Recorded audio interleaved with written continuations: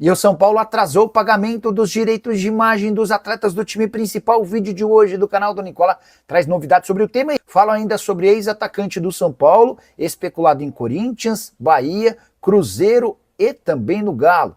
Para completar, últimas de mercado, bastidores, finanças e a seleção brasileira se preparando também para pênaltis contra a Noruega. Fala aí pessoal, sou Jorge Nicola, bem-vindos a mais um vídeo do canal, sempre bom ter vocês por aqui, sem perder tempo, pedir para deixar like, se inscrever no canal e ativar as notificações. Hora de falar sobre a seleção brasileira. Carlo Ancelotti já tem em mente quais devem ser os batedores da seleção em caso de cobrança de pênaltis contra a Noruega. Só para lembrar, né, no mata-mata da Copa, se o jogo termina empatado, vai para a prorrogação, novo empate e a decisão termina nos pênaltis. O Ancelotti já havia preparado essa lista para a partida contra o Japão, mas não houve a necessidade, até porque o Brasil venceu no tempo normal por 2-1. O primeiro batedor da seleção brasileira em caso de decisão por pênaltis será Neymar, que na última Copa do Mundo, por opção do Tite, nem sequer bateu, ele seria o quinto, mas o Brasil acabou sendo eliminado pela Croácia depois de 4 cobranças. Igor Thiago também deve ganhar a oportunidade durante a prorrogação para entrar e bater pênalti. O Igor Thiago marcou 9 gols de pênalti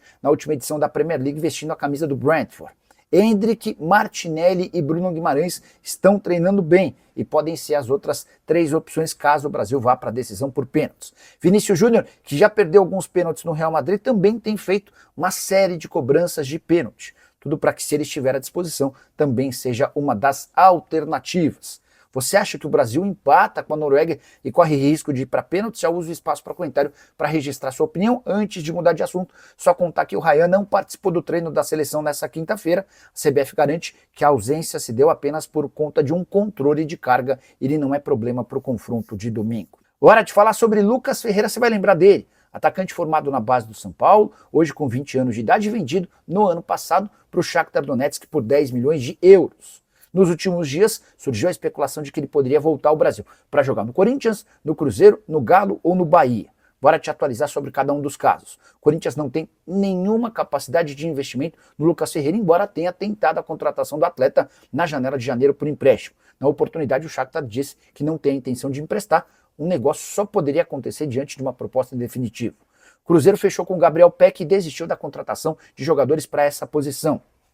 O Atlético também só teria a condição de levar essa história adiante se conseguisse o Ferreira por empréstimo, enquanto o Bahia é aquele com capacidade financeira, mas ainda sem proposta. A tendência é que o Ferreira permaneça no Shakhtar, até porque o clube ucraniano ainda aposta no jogador, apesar da primeira temporada por lá bastante discreta. Foram 30 jogos, 3 gols e 2 assistências, várias das partidas na condição de reserva e sendo utilizado apenas nos minutos finais.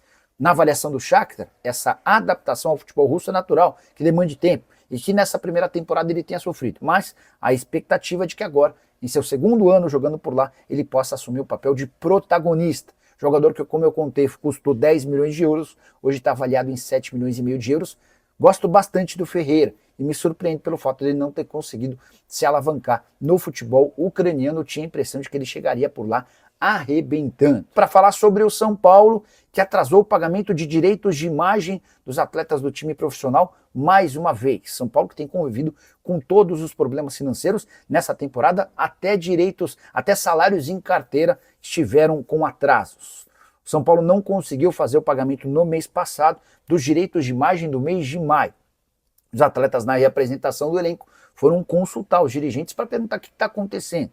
E a promessa do São Paulo é de que em até um mês esses direitos de imagem serão quitados. É só importante registrar que o São Paulo conta com 1 ou 2 vendas de atletas nessa janela da metade do ano para colocar seu fluxo de caixa em dia. E em meio a tudo isso, tem uma proposta de 1,5 bilhão de reais da XP, que funcionaria como uma espécie de empréstimo, com juros de 1,1% ao mês. Esses juros causaram preocupação em várias das pessoas que cercam o presidente Jair Massis. O presidente tem debatido internamente se leva ou não essa história adiante. Com 1,5 bilhão de reais, São Paulo teria 700 milhões para quitação de dívidas bancárias e o restante para modernização do seu estádio e também para investimento no departamento de futebol. Em troca, a XP, além de emprestar o dinheiro e ter 30 anos para receber numa condição extremamente favorável, ainda passaria a explorar os name rights do estádio tricolor pelas próximas 3 décadas. Só para registrar, completar contando que o São Paulo fechou o primeiro semestre desse ano voltando a ter uma dívida de 1 bilhão de reais. A dívida que havia caído no último ano de Júlio Casares para algo na casa dos 800 milhões. Houve um enorme acréscimo nesses 6 primeiros meses do ano. São Paulo parece absolutamente mal governado.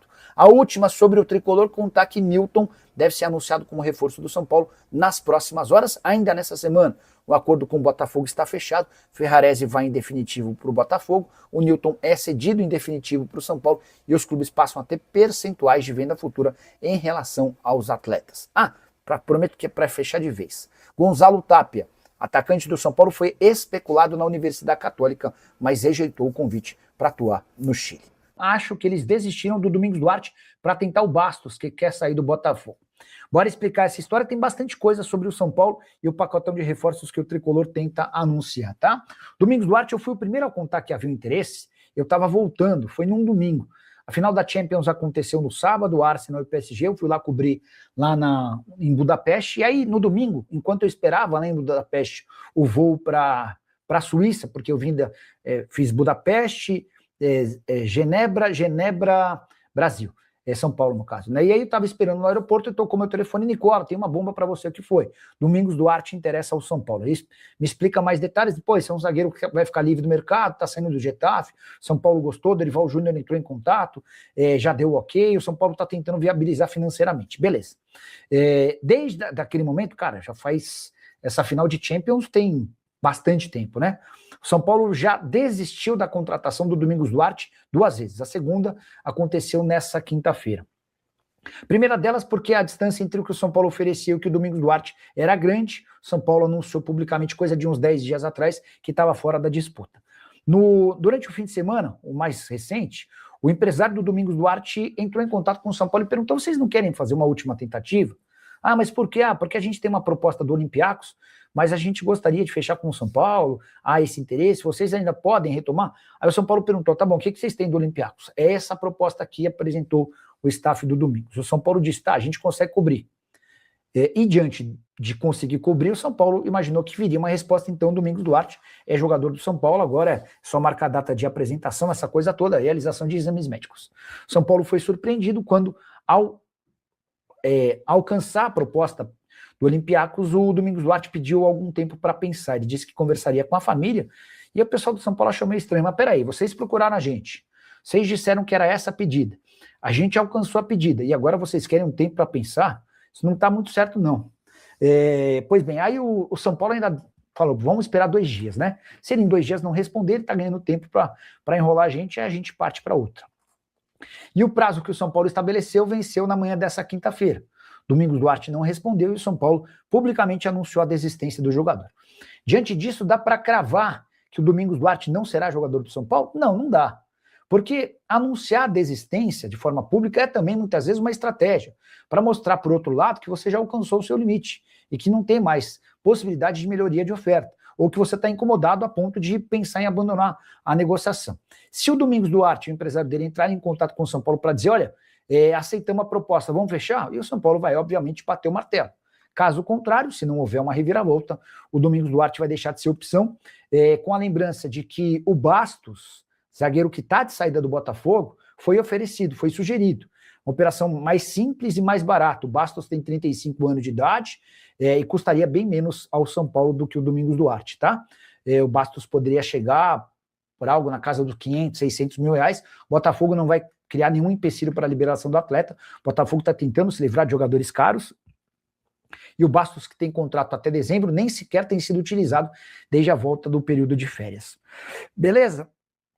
Explicado e respondido, bora para a próxima, deixa eu ver o que vocês querem saber. Boa noite, Nicola, na sua opinião, Domingos Duarte não vem mais? Estava explicando sobre essa, né?